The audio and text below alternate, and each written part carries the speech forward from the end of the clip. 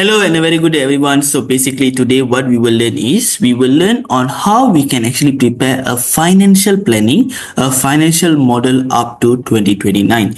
So if you look here we do have an individual where he have his salary increment, grab, bonus, and basically from these given details, this particular person wants to understand how his potential savings, financial planning will be up to 2029 so that he can think about maybe renovating his house or maybe buying another property and so on. So let's get started.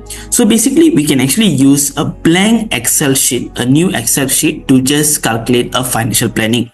So let me put my active cell on C1. So I'll just go to C1 and then over here what I'll do is I'll just press Control semicolon. So when you press Control semicolon, it will show you the current today's date, and then you can put here equal EOM. Equal EOM means is basically it will ask you which function you want to choose. So basically I want to choose the first function, end of month, so I'm going to press tab. So we have here start date and here we have months. So the start date I'm going to choose 3rd January and months I'm going to put here comma 0 and enter. So once you press enter, of course right now it becomes a general format. You can actually change this into a short date format. So basically end of month, it will show you the current month, current end of month. So if just say I put here 2, so you will notice that it will add up the next subsequent 2 months, which means it will show the last day of the next 2 months.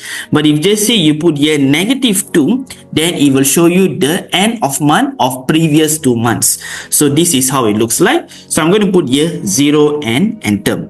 And then what I'm going to do next is I'm going to put here equal text, and then I'm going to put here up. So text means is basically a function that converts any value to any specific format. So I'm going to convert this date to show to a proper month format. So comma, apostrophe, MMM, 3M means short form, and then YY, close apostrophe, enter. So if just say you put 3M, it becomes a short form for month.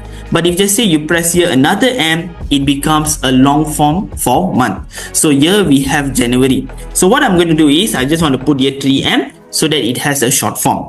And then what I'm going to do next is equal year, and then this is the year 2025 and close bracket and enter.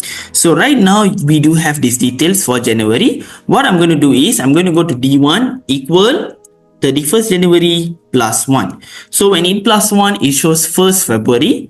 I press shift down and control R. So that right now it becomes February. So then I'll press control space bar, alternate HOI, so that it will expand the column. So here we have January, here we have February. So what I'm going to do is I'm going to press Ctrl G, AZ for enter. Why AZ? Because it's going to go to the column AZ.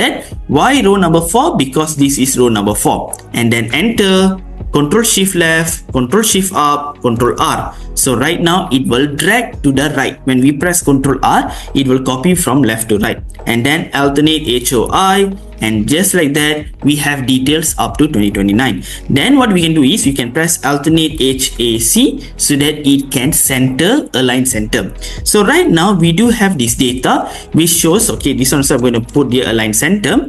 So this one also the same thing. So right now if you notice carefully, these details over here, we do have monthly data. So what I want to do is basically I want to actually know the salary increment, grab and bonus. So what I need to do is, first thing is I need to count the number of days. Why? Because this particular person, he works as a Grab driver every weekend. So what we do is we need to calculate the number of days. So I put here number of days, number of weekend and number of weekdays. Okay, so now we do have these details over here. So we have number of days, number of weekend, number of weekdays. So basically what I want to do is I want to calculate the number of weekend. So number of days is very simple, equivalent to the last day of the month you minus the first day of the month and plus 1. So altogether for now we have 29 days from today until the last day of the month. And then to calculate the weekdays, we can use Network International Days. So Network International, and then the start date will be 3rd January, the end date will be 31st January, weekend falls on Saturday, Sunday, and then close bracket and enter. So basically from today until the last day of the month, we have about 21 working days or weekdays, equivalent 29 minus 21. So basically now we do have the details regarding on how many days in a month. So I'm going to make this a line center, alternate H, A, C, and then go to the right, Control Shift left, and Control R. So just like that, we are able to calculate the number of days.